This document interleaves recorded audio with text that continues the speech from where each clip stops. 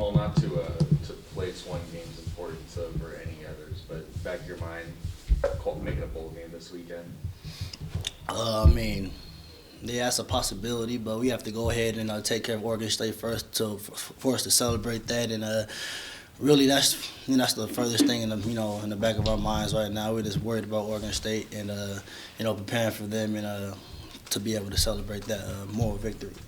You've got a Pac-12 Player of the Week in the room right now, and I'm sure you guys had a lot of fun on the sideline. What was it like during that return for you? I mean, it's running back Rob, so for him to do that, it's just part of his name, and it was huge for us really in that game. A huge momentum shift and something that we really needed.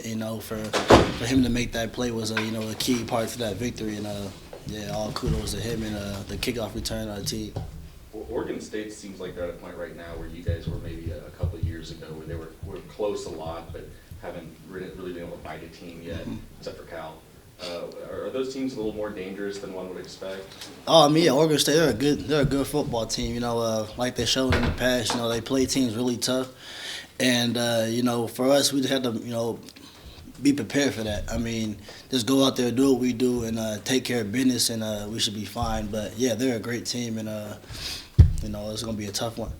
Anything you can describe to us about their defensive philosophy or what you see from them on tape? I mean, I know they're a real scrappy bunch. They like to force turnovers and force you into bad decisions. But if we do our job and do what we're supposed to do what we've been doing since our winning streak, we should be fine.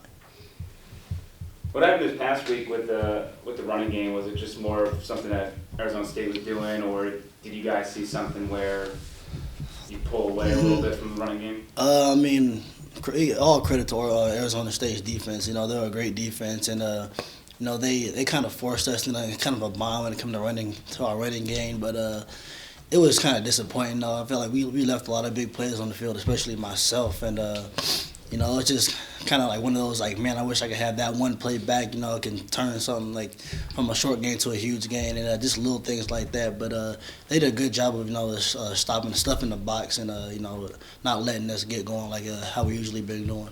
Yeah, is it a nice evolution that when there's a bad running game, we're starting to talk about what's happening?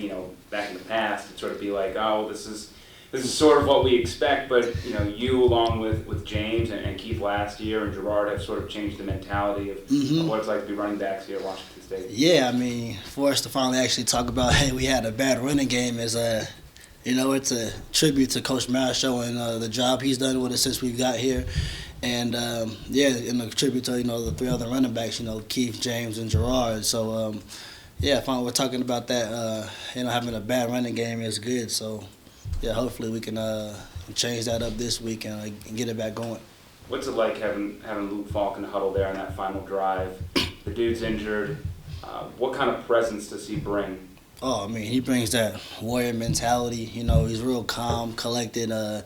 He said, hey, let's go ahead. This is a big drive for us. Go ahead and win this game for us. And he did, made all the right calls. And, O-line did great. Receivers did great catching the ball. And when the ball was in our hands, we held on to it. And so, yeah, I mean, his presence, just gives our whole offense morale. Just like, okay, we got this. And, a calmness about him.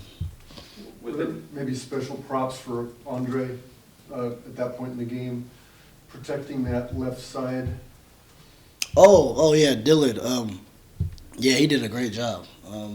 He had a tough task at hand with Arizona State, in the whole blitzing scheme. So him just, doing this thing, doing what he always does, and especially when Cody was out, he stepped up huge for us, and so did BJ. So yeah.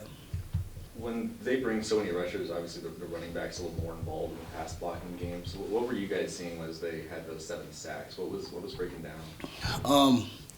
Really, I mean, it was just like communication on with the offensive line and us. But you just got to give credit to Arizona State. I mean, their blitzing scheme and their fronts they run is real difficult, and really just a lot of the offensive line and us just not being on the same page, communicating, and yeah.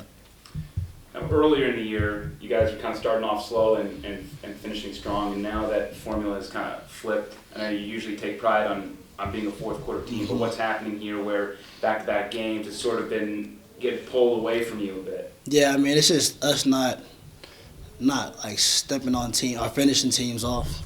We've had like through the last 2 games we had like I think it was a 10-point lead or 3-score leads, and they trim it down to 1. And it's just offensively we just have to be able to keep that continue to score and not let up on the gas pedal. And that's something we're gonna definitely work on this week. And we've been trying to work on it, but actually put it into action during the games and the fourth quarter situations. Is there something you can do on the sidelines to sort of keep everybody that focused? I mean, it just seems like it's like you got to keep that pissed off mentality the rest of the way. Yeah, I mean, I feel like it's not really us not being focused. It's I don't know really. It's weird. I don't know. Yeah, that's a good question, but I really have no idea. But I mean, we're gonna work on it this week and hopefully get things going on the fourth quarter. And Coach Lee's gonna make a huge emphasis on that this week too. So yeah. You talked about Luke coming back in for that last series. He was sacked 7 times and did take some pretty tough hits. Are you guys ever surprised by just how tough he is? Yeah. I mean, you go back and watch some of them hits, you're like, ooh, I don't know how he got up from that one. So yeah, it's all kudos to him. He's a tough dude, and he puts the team on his back and when we need him to, and that's what a quarterback's supposed to do, and he does a great job at doing it.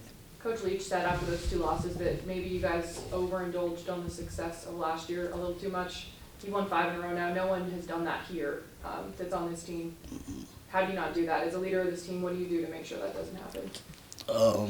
Wait, what was it? Like, so you guys had success last year, and then maybe that was part of the slow start, according to Coach Leach. How do you make sure that doesn't happen now that you're having the success right now, that you don't let that happen? I'll revert back to the first 2 games. I mean, just always remember how it felt like them first 2 games and going through that whole process, remembering how that felt, and just keeping that as a motivation for us, just to keep winning, because we all know it's tough to win in this division, and so kind of what Coach Manning always says, we're happy but never satisfied, and so we're just gonna keep on going on, and yeah, just don't want to get that feeling again and losing. Any questions on the line for Jamal Morrow? Hey Jamal, it's Stresslow. When Coach Mastro recruited you to WSU, I mean, what did he kind of sell you on? Like, what did he tell you about the school, and what made you think this would be a good place for you? Just the fact that we can get the ball in space, and using me coming from like a kind of all running school, and having the opportunity to be able to do everything here. Kind of you got to run, pass, and block almost every single play and run different routes. Just using that, and because like I'm kind of like a receiver at heart, if you think about it, or in a way. So kind of just being able to go all over the field, not just being restrained to running the ball, and just being a kind of what you want to say, whatever the word is, quote unquote running back, or somebody who just runs the ball 30 times a game, being able to be versatile, and so. That's really what it really was, being versatile and being able to change the culture here. So if your high school was all just running, I mean, how long did it take you to kind of learn the system here and really develop your skills into an all-rounded back the way you are now? It wasn't really that hard because I've always taken pride in catching. So like during 7-on-7s in high school, I would play receiver. So it really wasn't too hard to learn like running routes and catching and stuff like that. Just the main thing was just adjusting to the speed and the blocking scheme. But once you get that down, it's just you just being yourself and using your athleticism and just playing football like you always have been. And your captain duties during the games, I know you call the coin toss and things like that. Does that extend to anything else? I mean, like, are you, I guess, captain in the sense where you try and be a leader on the team as well?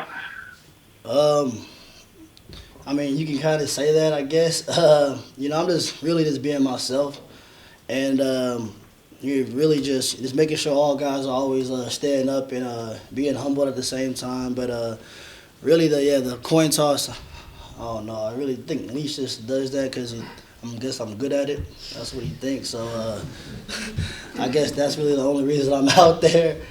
But yeah, that's pretty much it. Okay, thanks. Yeah, no problem. Any other questions on the line for Jamal? And we Got time for one more in the room?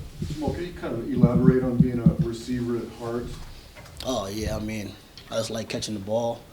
Cause sometimes you're a running back, you kind of stuck in the backfield and you just run downhill, you run into linebackers. So being able to catch the ball and make moves, that always excited me. Like usually like Sunday mornings when I was little, I used to just how like they have a carpet and like from tile in the carpet, like there's a carpet and like a line between the tile.